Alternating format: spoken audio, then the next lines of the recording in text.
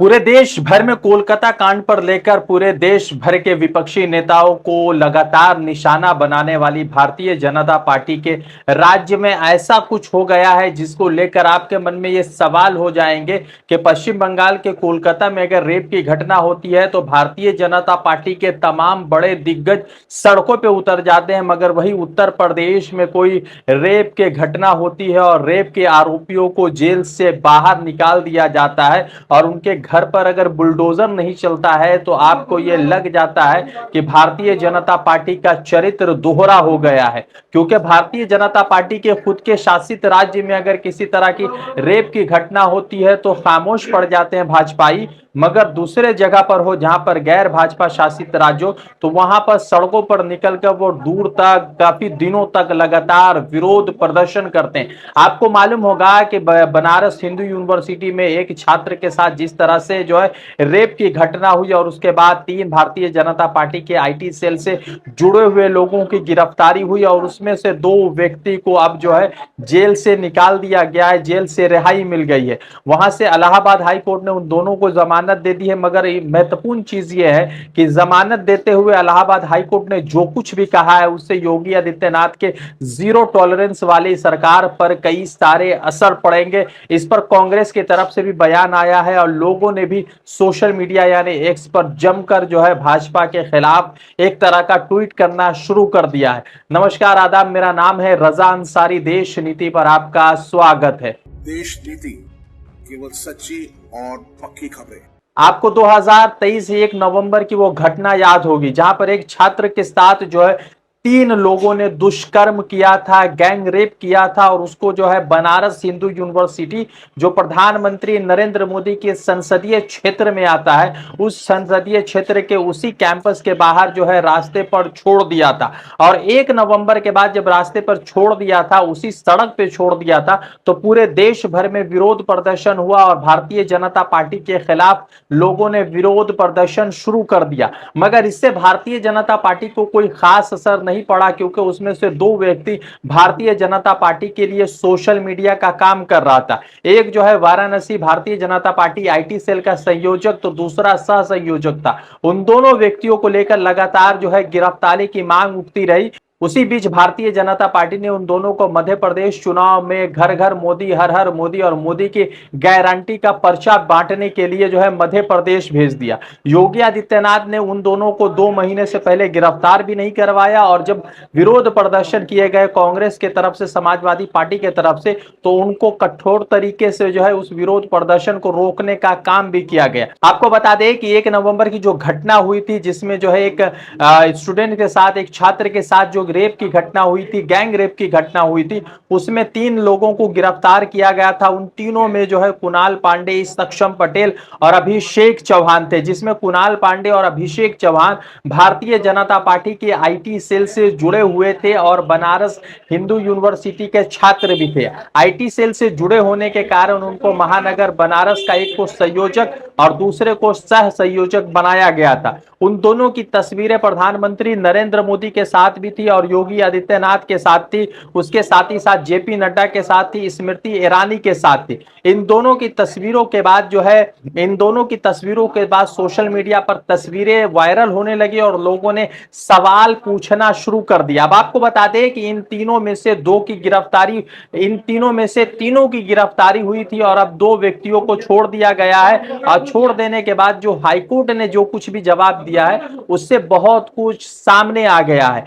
आज कुणाल पांडे और अभिषेक चौहान को छोड़ा गया और उसके बाद भारतीय जनता पार्टी के लोगों ने उनका एक हीरो की तरह से स्वागत किया। आपको 2022 की वो तस्वीर याद होगी जिसमें जो है बिल्किस बानो के आरोपियों को छोड़ा गया था, गुनाहगारों को छोड़ा गया था और छोड़ने के बाद जो है उनका जो है माला के साथ, मिठाई के साथ स्वागत किया गया था। और वो ऐसे समय पे छोड़ा गया था जब देश जो है आजादी का जश्न मना रहा था और उस आजादी के जश्न में बिल्किस बानो के गुनाहगारों को छोड़ दिया गया था। अब जिस तरह से अभिषेक चौहान और कुणाल पांडे की गिरफ्तारी हुई थी और फिर इन दोनों को छोड़ दिया गया, उससे भारतीय जनता पार्टी के चरित्र पर दाग जरूर लगा होगा। क्योंकि कोलकाता वाले मामलात में जिस तरह से योगी आदित्यनाथ और तमाम उनकी जो सेना के लोग हैं और तमाम जो भाजपा के लोग हैं वो मुख्यमंत्री ममता बनर्जी का इस्तीफा चाह रही है, तो दूसरी तरफ इन दोनों आरोपियों को, इन दोनों रेपिस्टों को क्यों छोड़ा जा रहा है और इनको क्यों बाहर निकाला जा रहा है। और अफसोसजनक है कि छोटी छोटी बात पर उत्तर प्रदेश में या भाजपा शासित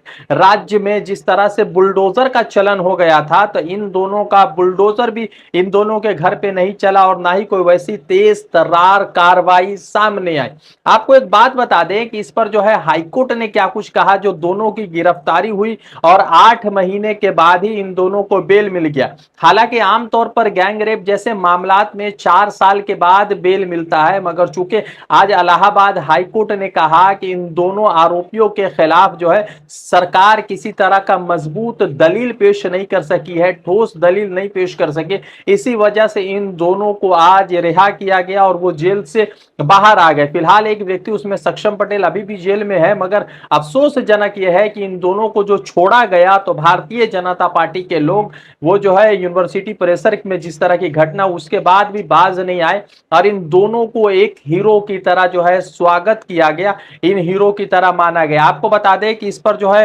इलाहाबाद हाईकोर्ट ने क्या कुछ लिखा, वो तमाम चीजें आपको बता देते हैं और ये भी समझाते हैं कि इलाहाबाद हाईकोर्ट ने ऐसा क्यों क्या कहा और जिसको लेकर भारतीय जनता पार्टी को सोचना पड़ेगा। आपको बता दें कि यह घटना जैसे हुई तो पूरे देश भर में विरोध प्रदर्शन हुआ, 2 महीने के बाद गिरफ्तारी हुई। उस पर इलाहाबाद हाईकोर्ट ने क्या लिखा, दोनों आरोपियों को इलाहाबाद हाईकोर्ट से जमानत मिली है। हाईकोर्ट ने कहा कि सरकारी पक्ष इस मामले में अभिव्यक्तियों के खिलाफ ठोस सबूत पेश नहीं कर सका है। दोनों का पुराना कोई आपराधिक रिकॉर्ड भी नहीं है, दोनों पर पहली बार किसी अपराध में आरोप लगा है, इसलिए इनको जमानत मंजूर की जाती है। यह बताना भी जरूरी है कि अदालत रेप और गैंगरेप के मामले में बिना ठोस कारण के जमानत नहीं देती है। रेप के आरोपी कई बार 4-4 साल तक जेल में रहते हैं, तब जाकर उनकी जमानत होगी, मगर इस बार जो है सिर्फ 8 महीने में ही इन दोनों की जमानत हो गई है, जो भारतीय जनता पार्टी के ऊपर सवाल जरूर खड़ा कर रहा है और भारतीय जनता पार्टी के ऊपर इस मामला में सवाल पेश कर रहा है। आपको बता दें कि जो तीनों व्यक्ति की गिरफ्तारी हुई थी उसमें जो है कुणाल पांडे बीजेपी के संयोजक था आईटी सेल का वाराणसी महानगर का, दूसरा व्यक्ति जो था जो सक्षम पटेल वो जो है सह संयोजक था बीजेपी आईटी सेल का, और आनंद उर्फ अभिषेक चौहान जो कार्यकर्ता था और बीजेपी आईटी सेल का ही संयोजक था वाराणसी महानगर का। ये तीनों व्यक्तियों थे। कांग्रेस ने इस पर एक बड़ा सा ट्वीट किया और कांग्रेस ने जो कुछ लिखा है उससे भारतीय जनता पार्टी के दोहरे मापदंड का या दोहरे चरित्र का उल्लेख होता है। कांग्रेस ने लिखा कि बनारस में बीएचयू की छात्रा के साथ गैंगरेप करने वाले बीजेपी आईटी सेल के 2